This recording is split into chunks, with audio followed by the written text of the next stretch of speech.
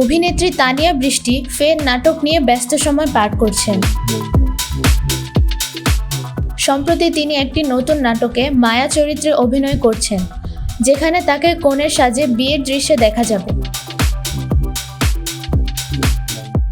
Shooting চলাকালীন তিনি সংবাদ মাধ্যমের সঙ্গে কথা বলেন এবং নাটকের গল্প ও নিজের অভিজ্ঞতা তুলে ধরেন। তানিয়া বলেন, অনেক বছর পর সিরিয়াল করছি, গল্পটা খুব সুন্দর, একেবারে পারিবারিক আবহের, পড়েই ভালো লেগেছিল। এর আগে বহু নাটকে কনের চরিত্রে অভিনয় করেছেন তিনি। অন স্ক্রিন অনেকবারই আমার হলুদ হয়েছে, যদিও বিষয়টা নতুন নয়, কিন্তু প্রতিটি চরিত্র ভিন্ন, তাই কাজ করার অভিজ্ঞতাও ভিন্ন।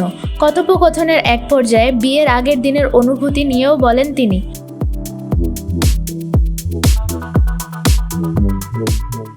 তার ভাষায়, যদি ভালোবাসার মানুষের সঙ্গে বিয়ে হয় তবে সেটি দারুণ অনুভূতি, তবে অ্যারেঞ্জ ম্যারেজ হলেও এক ধরনের উত্তেজনা কাজ করে।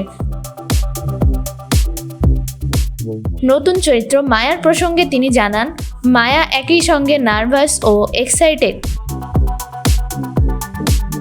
সে নতুন একটি পরিবার পাচ্ছে, তবে নিজের পরিবার ছেড়ে মানিয়ে নেওয়ার প্রশ্নও তাকে ভাবাচ্ছে।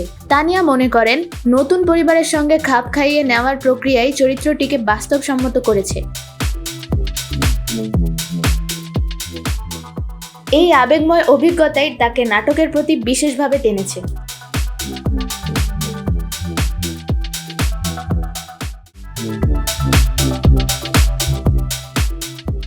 অভিনেত্রী তানিয়া বৃষ্টি ফের নাটক নিয়ে ব্যস্ত সময় পার করছেন।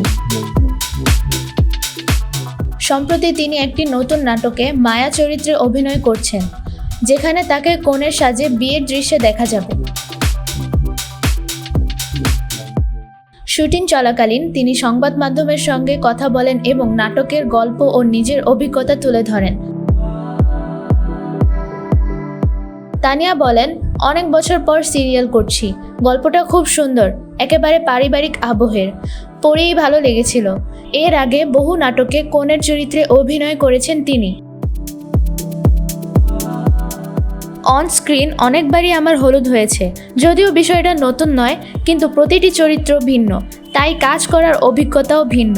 কথোপকথনের এক পর্যায়ে বিয়ের আগের দিনের অনুভূতি নিয়েও বলেন তিনি।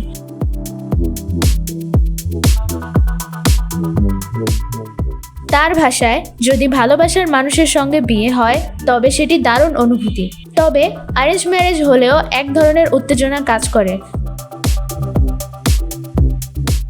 নতুন চরিত্র মায়ার প্রসঙ্গে তিনি জানান, মায়া একই সঙ্গে নার্ভাস ও এক্সাইটেড। সে নতুন একটি পরিবার পাচ্ছে, তবে নিজের পরিবার ছেড়ে মানিয়ে নেওয়ার প্রশ্নও তাকে ভাবাচ্ছে। তানিয়া মনে করেন, নতুন পরিবারের সঙ্গে খাপ খাইয়ে নেওয়ার প্রক্রিয়াই চরিত্রটিকে বাস্তবসম্মত করেছে। এই আবেগময় অভিজ্ঞতাই তাকে নাটকের প্রতি বিশেষভাবে টেনেছে।